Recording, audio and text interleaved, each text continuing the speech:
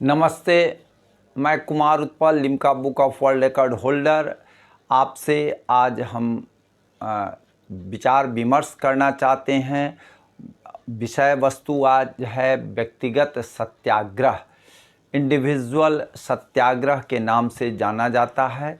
इससे संबंधित विभिन्न विषय वस्तु पर आज चर्चा करने जा रहे हैं। सबसे पहला, कांग्रेस का रामगढ़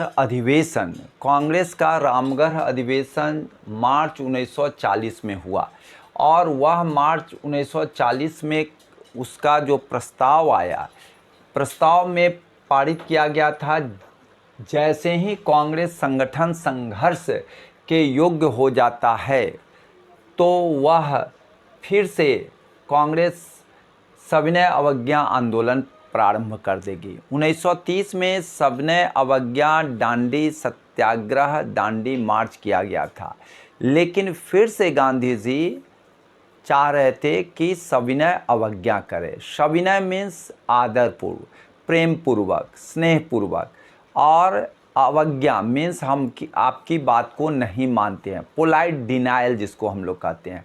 तो यह सविनय अवज्ञा फिर से करने की बात गांधी जी कह रहे हैं।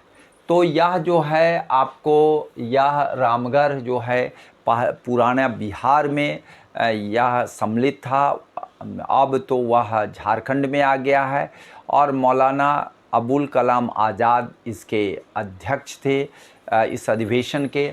मैं आपको बतला रहा हूँ, उसके बाद से मुस्लिम लीग का लाहौर अधिवेशन उसी समय होता है। उसी महीने में 23 मार्च 1940 को उन्होंने पाकिस्तान प्रस्ताव पारित किया। पाकिस्तान प्रस्ताव का पारित करने का मतलब था कि मुझे पाकिस्तान चाहिए और कुछ हमको नहीं चाहिए। मीन्स मुस्लिमों को एक अलग राज्य चाहिए, जिसको आज हम लोग देश के रूप में मानते हैं।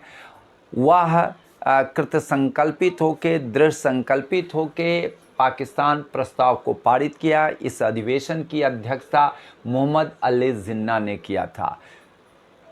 इस बात को आप ध्यान रखेंगे कि मोहम्मद अली जिन्ना मुस्लिम लीग के इस अधिवेशन के अध्यक्ष नहीं, प्रमुख विचारक भी थे और पाकिस्तान की मांग को इसी अधिवेशन में काफ़ी ज़ोर से उठाया गया।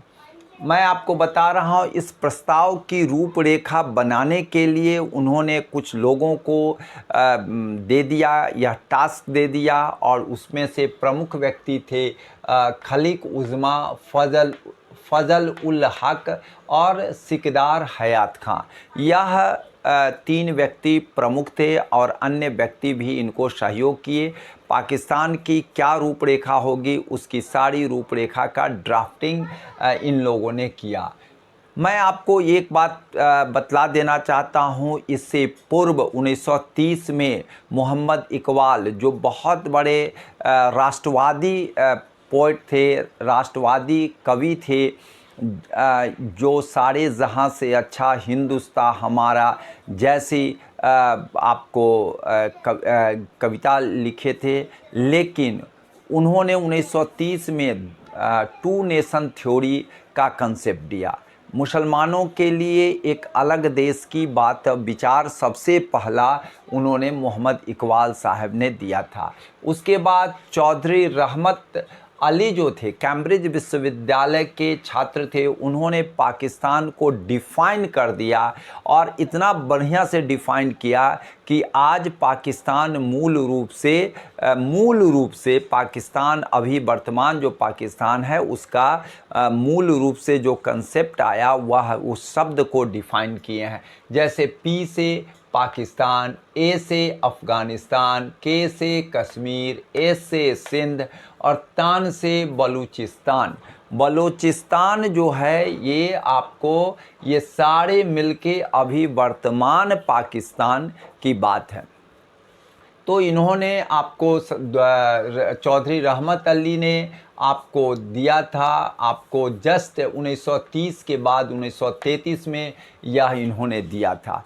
तो आपको बता दे रहे हैं कि टू नेशन थ्योरी का 1930, 1933 और यह जो है मार्च 1940 में फाइनल पाकिस्तान प्रस्ताव पारित कर दिया गया। जो बीज बोया गया था, बीजांकुरण तो पहले ही हो चुका था, उसका पल्लवन और पुष्पन आपको जो आपको कहिए कि फल देने का समय आया, तो यह जो है पाकिस्तान प्रस्ताव 23 मार्च आपको 1940 में मुस्लिम लीग के लाहौर अधिवेशन में हुआ।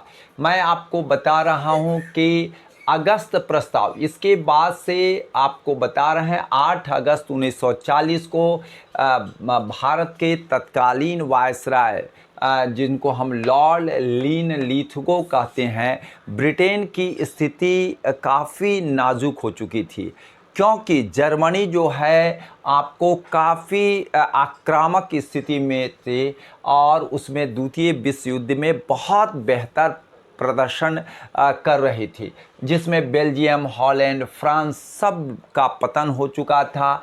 अब जो है कि अब अंग्रेज़ को यह डर था कि हम तो सनम हारेंगे, आपको भी लेके जाएंगे, मीन्स हम तो हारेंगे ही, भारत की इतनी बड़ी हमारी जो एक क्षेत्र है जिस पर हम कब्जा किए हुए हैं वो भी चले जाएंगे। तो इसलिए उनको बहुत चिंता हो रही थी और इसी चिंता के मद्देनज़र उन्होंने अगस्त प्रस्ताव दिया और यह प्रस्ताव जो है वह प्रस्ताव निम्न है, जिसकी यहाँ प्रमुख है डोमिनियन स्टेटस की उनका मुख्य लक्ष्य था। दूसरे में है कि युद्ध सलाहकार परिषद की बात किए कि युद्ध सलाहकार में भारतीयों लोगों का योगदान रहेगा। वायसराय कार्यकारिणी परिषद में भारतीयों को प्रमुख रूप से शामिल किया जाएगा, उसका विस्तार किया जाएगा, खास करके उसकी कार्यकारिणी को, वायसराय की कार्यकारिणी को भी विस्तार किया जाएगा। और युद्ध के पश्चात संविधान सभा का गठन, जो भारत की संवैधानिक जो डेवलपमेंट है, विकास है, या उसका संवैधानिक संरचना है, उसको प्रस्तुत करेगी। और नेक्स्ट आपको बता रहे हैं अल्पसंख्यकों को उन्होंने ढाढ़स बढ़ाया, धीरज बढ़ाया कि ऐसे किसी भी संस्था को शासन नहीं देगी जिसके विरुद्ध सशक्त मत हो। उन्होंने एक मोटे तौर पर यह कह दिया कि पाकिस्तान अलग होगा, ऐसा उन्होंने निर्देश दिया। स्पष्ट रूप से यह बात आ रही थी, लेकिन उन्होंने उसमें पाकिस्तान को एकदम स्पष्ट रूप से नहीं कहा, कहीं न कहीं सांकेतिक रूप से यह बात कही, जिसके चलते कांग्रेस भी आपको अगस्त प्रस्ताव के संबंध में आपको कांग्रेस के दो दिग्गज जो पंडित नेहरू थे, उन्होंने कहा कि डोमिनियन स्टेटस का मामला अप्रासंगिक है, और दूसरा है गांधी ने भी इनका विरोध किया था। मुस्लिम लीग का मत था कि पाकिस्तान की मांग को स्पष्ट रूप से रेखांकित नहीं किया गया, चित्रांकन नहीं किया गया, स्पष्ट रूप से उसको अभिव्यक्ति नहीं दी गई, इसके लिए उन्होंने भी विरोध किया। मैं आपको बता रहा हूं, अगस्त प्रस्ताव के विफलता जब हो गई, कांग्रेस और मुस्लिम लीग दोनों ने ठुकरा दिया, तब उन्होंने आपको शिकंजा कसना शुरू कर दिया। मीन्स आपको अभिव्यक्ति और प्रेस की स्वतंत्रता को रोक दिया। उसके बाद संगठन और सभा को प्रतिबंध कर दिया। तब अब कांग्रेस के पास, गांधी जी के पास एक ही उपाय था कि किसी तरह हम लोग आपको आंदोलन एक चलाए। लेकिन गांधी जी चाहते थे कि लोग जगे रहें, लोग जागरूक रहें, लेकिन हम ऐसा जागरूक रहें जिससे अंग्रेज हमको बलपूर्वक दमन नहीं कर सके। इसलिए वह सजगता के साथ शांति अहिंसा की नीति को ध्यान में रखते थे, क्योंकि इससे पहले असहयोग आंदोलन, सविनय अवज्ञा आंदोलन दोनों में हिंसात्मक कार्रवाई के साथ साथ दमनात्मक और प्रताड़ना की घटना होती रही। इसीलिए गांधी जी इस बार काफ़ी सजग थे और सतर्क थे। तो उन्होंने क्या किया कि अपने कार्यकर्ताओं को, कांग्रेसी कार्यकर्ताओं को कहा, सत्याग्रहियों को कहा कि अंग्रेज़ के खिलाफ आप या तो गिरफ्तार हों, जहां हैं वहां गिरफ्तार हों, अगर गिरफ्तार नहीं करती है तो दिल्ली चलो आंदोलन करो, मीन्स दिल्ली आ जाओ, दिल्ली चलो वह एक अलग मैटर है। यहाँ दिल्ली चलो आंदोलन, जिसको हम लोग कहते हैं आपको व्यक्तिगत सत्याग्रह, इसका एक अलग नाम है व्यक्तिगत सत्याग्रह, इसको ध्यान रखेंगे। मैं आपको व्यक्तिगत सत्याग्रह क्यों किया गया, इसकी परिणति क्या हुई, इस पर भी हम आपको चर्चा करेंगे। असल में आपको द्वितीय विश्व युद्ध में बिना कांग्रेस या मुस्लिम लीग या अन्य भारतीय दलों से बिना विचार विमर्श किए हुए एक तरफा अंग्रेज़ों ने सबसे पहला युद्ध में भारतीयों को शामिल कर लिया, और कांग्रेस नहीं चाहती थी, क्योंकि प्रथम विश्व युद्ध में गांधी जी ने उनको तन मन धन से सहयोग किया। केवल गांधी जी नहीं, कांग्रेस के बहुत सारे लोग उनको समर्थन किया। गांधी जी ने यहाँ की माताओं बहनों से आग्रह किया कि आप लोग अपने बेटे और पति को युद्ध में मदद करने के लिए अंग्रेज़ों को मदद करें। दूसरी बात है कि आप लोगों से जितना हो सके तन मन धन से सहयोग करें। लोगों ने काफ़ी तन मन धन अपने बेटे और पति को माताओं ने दिया, बहनों ने दिया, लेकिन उसका नतीजा ये हुआ कि न तो उस माताओं और बहनों को न भाई मिला और न ही उसके पति मिले, और वह जो है सो युद्ध में मार दिए गए, और न ही गांधी जी को स्वतंत्रता मिली। गांधी जी कहते थे कि बड़ी चीज़ें लेने के लिए आपको कुर्बानी देनी पड़ेगी। क्या गांधी जी को मिली? नहीं मिली। क्या उन माताओं और बहनों को भाई और पति मिले? नहीं।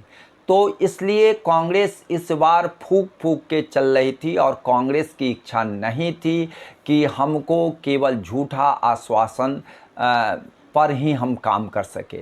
इसलिए इन्होंने आपको पूर्ण रूपेण ठुकरा दिया था, और गांधी जी अब चाह रहे थे कि व्यक्तिगत सत्याग्रह की ओर बढ़ चले थे, और आगे वह खूब तैयारी के साथ उन्होंने चल दिया और कहा कि आपको व्यक्तिगत सत्याग्रह, एक व्यक्ति को उसमें चुना जाता था, उस चुने हुए व्यक्ति को पहले इन्फॉर्म किया जाता था, प्रेस में भी इन्फॉर्म किया जाता था और अंग्रेज़ को भी इन्फॉर्म किया जाता था, और उनके सम्मुख निर्धारित स्थान पर वह व्यक्ति अपनी बातों को रखेंगे, और अब जेल भरो अभियान के तहत वह जेल भी जाएंगे। ठीक है ना। तो इस तरह से उनका प्रथम सत्याग्रही बने विनोबा भावे, जो पवनार में सत्याग्रह शुरू किए। पवनार आश्रम विनोबा भावे के महाराष्ट्र में पवनार आश्रम है, और उस पवनार आश्रम में इन्होंने अपना प्रथम सत्याग्रही के रूप में उन्होंने यह आपको व्यक्तिगत सत्याग्रह किए। इन्होंने दूसरे सत्याग्रही जो थे पंडित जवाहरलाल नेहरू बने। ठीक है ना। तीसरे सत्याग्रही ब्रह्मदत्त बने, जो गांधी आश्रम से जुड़े हुए कार्यकर्ता और सत्याग्रही थे।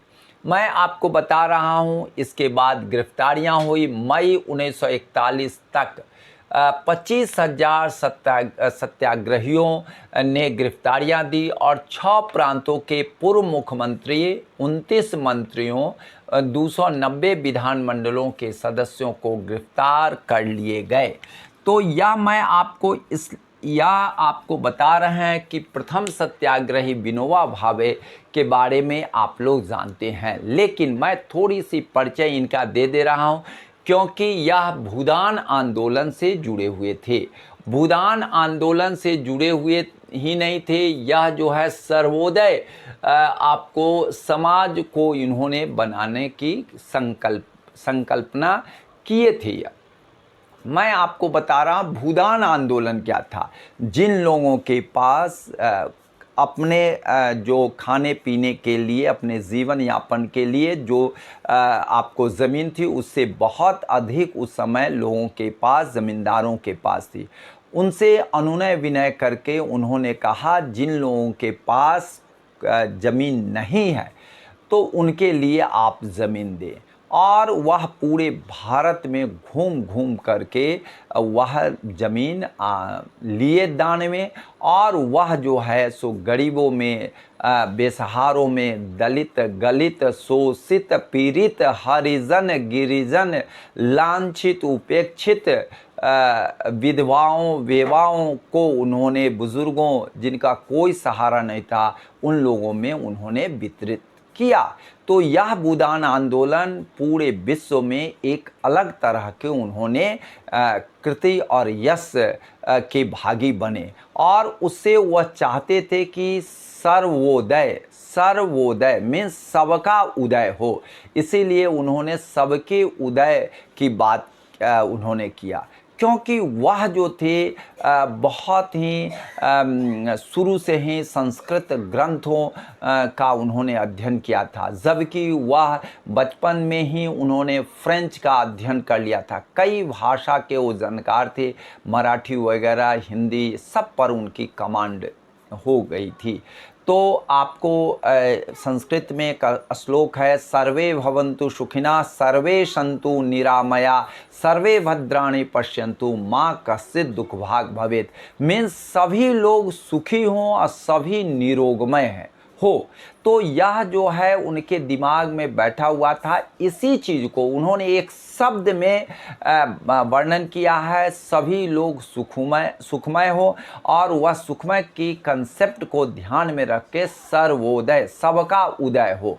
तो वह भूदान आंदोलन, भूमि दान के रूप में सभी जो गरीब, अनाथ, बेसहारा, बेवाओं को उन्होंने ज़मीन वितरित कराया। मीन्स आपको समान रूप से सभी लोगों के पास जीने के लिए, खाने पीने के लिए उनके पास ज़मीन होनी चाहिए। इसलिए भूदान आंदोलन और यह सर्वोदय का जो उनका विचार था बहुत ही अच्छा था। आपको बता देते हैं कि ये जो थे, आपको इनका नाम पूरा नाम विनोबा जो नाम है वह गांधी जी के द्वारा दिया गया। यह प्रश्न भी आपको विभिन्न परीक्षाओं में, विशेष करके यूपीएससी और जो प्रांतीय परीक्षाएं हैं, आपको बीपीएससी, यूपीपीसीएस वगैरह सब में पूछा जाता है विनोबा नाम कौन दिया था।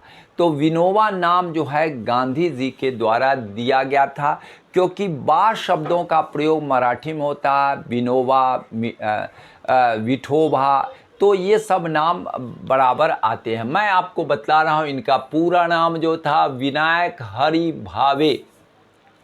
विनायक हरि भावे इनका पूरा नाम है। इनके पिताजी का नाम, क्योंकि दक्षिण में आज भी पिताजी के नाम को भी उसमें जोड़ा जाता है, और कहीं कहीं तो गांव का भी नाम जोड़ा जाता है। तो इनका नाम विनायक हरि भावे था, और आपके इनके पिताजी का नाम नर हरि भावे था। इनकी माताजी का नाम रुक्मिणी बाई थी। तो मैं आपको बता देते हैं, और यह आपको 3 भाई थे। आपको खास करके ये सबसे बड़े भाई थे। विनायक इनका नाम था, वाल्कोवा था और शिवाजी था, 3 भाई थे। और आपको ये जान कर के बड़ी खुशी होगी कि क्योंकि आध्यात्मिक पुरुष के रूप में यह रहे, राजनीतिक से जुड़े हुए रहे, लेकिन मुख्य विचार इनका आध्यात्मिक था। और इसीलिए और यह पूरे जीवन शादी नहीं किए थे, ब्रह्मचारी और एक संत की भांति यह रहे। तो इनकी उम्र जो है 87 वर्ष 87 ईयर्स ये जिंदा रहे। मीन्स इनका जन्म जो है 11 सितंबर 1895 से लेकर के 15 नवंबर 1982 1982 में वह मरे हैं 87 वर्ष के उम्र में। 82 आप ध्यान रखिएगा, 1982 में मरे हैं। 87 मीन्स 80 पार इन्होंने आपको रहे हैं, ये समझ लीजिए। 80 वर्ष से ऊपर जीना कम बड़ी बात नहीं है। तो यह साधक रहे हैं और यह संत रहे हैं। तो इसलिए स्वाभाविक है, साधक और संत तो आपको जितने भी वेद में आप सुनेंगे, उत्तमायु, उत्तम आयु लोग आज भी कहते हैं उत्तमायु भवा, मीन्स उत्तम आयु हो। और उत्तम आयु वेद में लिखा हुआ 120 वर्ष। तो यह समझिए कि 120 वर्ष को उत्तम आयु कहा जाता है। तो मैं आपको बता रहा हूँ और एक बात बता दे रहा हूँ, इनका जन्म जो हुआ है वो गागोदा गांव है, कोंकण क्षेत्र है महाराष्ट्र में। यह चित्पावन ब्राह्मण थे, ये भी ध्यान रखिएगा। और यह जो है आपको एक बात बता देते हैं, इंदिरा गांधी द्वारा जो आपातकाल घोषित किया गया था उसको उन्होंने आपको अनुशासन पर्व कह दिया था, जिसके चलते विवाद हुआ था। ठीक है ना। अनुशासन पर्व ये भी पूछा जाता है, विशेष करके यूपीएससी और बीपीएससी में, इसको ध्यान रखिएगा। यह कहने वाले आपको विनोबा भावे हैं और इसके कारण काफ़ी विवाद हुआ, काफ़ी कंट्रोवर्सी हुआ। ऐसे कंट्रोवर्सी बातों को ज़रूर पूछा जाता है। इनको रमन मैग्सेसे से पुरस्कार से लेकर के भारत रत्न तक इनको आपको पुरस्कार मिला है। लेकिन सबसे बड़ी बात यह है कि इनकी जो पुरस्कार, इनके व्यक्तित्व और कृतित्व और वक्तृत्व इतना बड़ा है कि पुरस्कार इन लोगों के सामने छोटा पड़ जाता है। मैं आपको बता रहा हूँ कि इनकी माँ की इच्छा थी कि गीता को हम पढ़ें, लेकिन वह बहुत विदुषी तो थी नहीं, लेकिन धर्म की पुस्तकों को वह रेगुलर पढ़ती थी और बिना तुलसी में जल दिए हुए किसी बच्चे को खाने नहीं देती थी। और बड़ी ही धर्म को बहुत मानती थी, धार्मिक विचारधारा की थी, और इसीलिए उनको बराबर अपना गीता पढ़ना चाहती थी। लेकिन गीता इतनी पांडित्यपूर्ण और संस्कृत निष्ठ भाषा में उस समय था, तो इनको कहे कि तुम इसका अनुवाद करो सरल भाषा में और ख़ास करके मराठी में, जिससे आम जन भी समझ सके। संजोग से यह पूरा नहीं कर पाए, लेकिन बाद में इन्होंने इसको पूरा किया और उसका नाम रखा गीताई। गीताई ये शब्द जो है, गीताई जो शब्द है, गीता प्लस आई, गीता प्लस आई। आई मीन्स होता है, मराठी में कहा जाता है आई मीन्स माँ, तो गीताई, तो गीता प्लस आई मीन्स माँ, मीन्स माँ को याद कर करके उन्होंने इसका अनुवाद किया था। और वह गीताई बहुत प्रसिद्ध हुआ, मराठी भाषा में हुआ, जो घर घर तक, मराठी भाषी क्षेत्र के लोगों के घर घर तक पहुंचा। जिस तरह से आपको तुलसी रामायण घर घर तक सभी हिंदू घर में पहुंचा, क्योंकि सरल भाषा में वह लिखा गया था। वाल्मीकि रामायण जो था संस्कृत निष्ठ था, विद्वान ही पढ़ सकते थे, सामान्य जन नहीं पढ़ सकते हैं। लेकिन तुलसी द्वारा जो रामचरितमानस लिखा गया, वह जो है सामान्य जन भी पढ़ करके रामायण से संबंधित बातों को अपने हृदय में वह उतारते थे। तो मैं आपको बता दे रहा हूँ कि यह बहुत बड़ा उनका यह काम हुआ था। मैं आपको बता रहा हूँ कि सबसे पहले वो उनकी बड़ी इच्छा थी कि हम घर से वह निकल गए, और घर से निकल जाने के बाद वह चाहते थे कि भाई हम अध्यात्म की ओर जाएं। इसी बीच में संजोग से बनारस में उनको भेंट हो जाती है गांधी जी से, और भेंट वह केवल और केवल पेपर के द्वारा भी भेंट होती है। वह बाद में वह एक पत्र के द्वारा लिखते हैं, तो वहाँ पर गांधी जी उनको बुलाते हैं। तो वहाँ पर तब तक साबरमती आश्रम नहीं बन पाया था। यह घटना आपको 1915 की है, जिस समय गांधी जी अभी बहुत फेमस नहीं हो चुके थे। वह केवल और केवल अफ्रीका में जो उनका कार्य हुआ था उसी के द्वारा लोग उनको जानते थे, थोड़ी बहुत लोग। तो वह वहाँ पर जो आपको अहमदाबाद में कोचरब आश्रम था वहाँ पर रहे, और कोचरब आश्रम से आपको वह चला गया। आपको साबरमती आश्रम जब बना उसके बाद, माने जस्ट कुछ महीनों के बाद बना, 1915 में ही बना था, कुछ महीनों के बाद। और वह तब वहाँ पर साबरमती में रहने लगे, गांधी जी के कार्यों को देखने लगे और अध्यात्म को लोगों को शिक्षा देने लगे। उसके बाद गांधी जी ने देखा कि यह व्यक्ति जो है बहुत ही विचारवान है, अपने कार्यों के प्रति कृत संकल्पित है और मनोयोग पूर्ण वह काम करता है। इसलिए उन्होंने वर्धा आश्रम को उनके इंचार्ज में दे दिया, और वहाँ से महाराष्ट्र धर्म मासिक संपादन उन्होंने किया। और आपको बता देते हैं, गांधी जी बराबर कहते थे कि कोई भी हमारे आश्रम आता है वह लेने के लिए आता है, कुछ न कुछ लेने के लिए आता है, लेकिन यह व्यक्ति है, यह प्रथम व्यक्ति है और अंतिम व्यक्ति है जो केवल और केवल देने के लिए आता है। इसलिए वह जो अब मैं आपको बता रहा हूँ, यह देने वाले व्यक्ति थे। गांधी जी जैसे व्यक्ति जब यह बात बोल रहे हैं तो आप समझ सकते हैं कि रियली इन्होंने समाज को ही नहीं, पूरी दुनिया को अध्यात्म ही नहीं दिया, ज्ञान ही नहीं दिया, गरीबों को इन्होंने ज़मीन दिया, गरीबों को रहने के लिए वास स्थान दिया और सबकी उन्नति की कल्पना की। यह एक बहुत बड़ी बात है। मैं इसलिए इतना बतला दिया हूँ कि बहुत सारे बच्चे प्रथम सत्याग्रही जो विनोबा भावे थे इनके बारे में नहीं जानते हैं।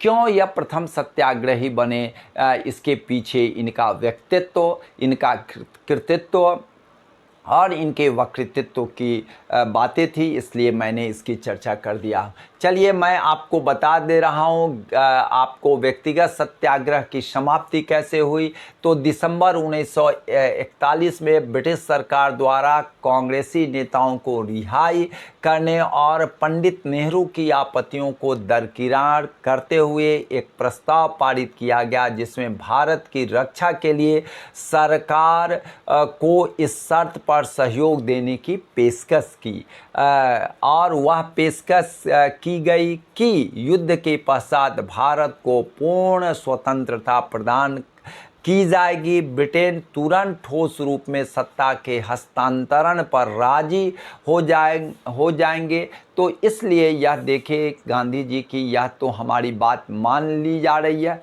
चलो हम लोग 17 दिसंबर 1941 को इन्होंने स्थगन कर दिया, इस कार्यक्रम को स्थगित कर दिया। मैं आपको बता रहा हूं कि बिहार के संदर्भ में भी मैं आपको चर्चा कर दे रहा हूं। बिहार में आपके प्रथम सत्याग्रही श्री कृष्ण सिंह थे। श्री कृष्ण सिंह जो थे, प्रथम सत्याग्रही श्री कृष्ण सिंह थे और दूसरे सत्याग्रही अनुग्रह नारायण सिंह थे। आपको बता दे 1937 में जब प्रांतीय चुनाव हुआ तो मोहम्मद यूनुस के बाद द्वितीय मुख्यमंत्री के रूप में और यशस्वी मुख्यमंत्री के रूप में यह हुए और काफ़ी दिनों तक यह रहे। और उसके बाद प्रथम उप मुख्यमंत्री के रूप में अनुग्रह नारायण सिंह थे। तो आपको यह प्रथम सत्याग्रही श्री कृष्ण सिंह हुए, दूसरे सत्याग्रही अनुग्रह नारायण सिंह हुए, जिन्होंने पटना सिटी में भाषण करने गए थे। वहीं पर इनको पकड़ लिया गया और जेल में डाल दिया गया। और मैं बतला दे रहा हूं कि गौरी शंकर सिंह ने 4 दिसंबर 1940 को गया में और श्याम नारायण सिंह ने 9 दिसंबर 1940 को सिलाव में सत्याग्रह किया था। इस आपको व्यक्तिगत सत्याग्रह में महिलाओं ने भी बढ़ चढ़ के हिस्सा लिया। बिहारी महिलाओं में प्रियंवदा देवी, जगत रानी देवी, जानकी देवी, यह बिहारी खांटी बिहारी थी जिन्होंने अपना पूर्ण योगदान दिया। मैं एक बात और कहना चाहता हूँ, पुराना बिहार जो था उस समय, उसमें ताना भगतों ने भी भाग लिया था और उसके 50 सदस्य इसमें बढ़ चढ़ करके हिस्सा लिए थे, जिसमें हरिवंश भगत, लाथे भगत, आपको चमरा भगत, चतपा भगत, खबिया भगत, करला भगत वगैरह ने बढ़ चढ़ के हिस्सा लिया था।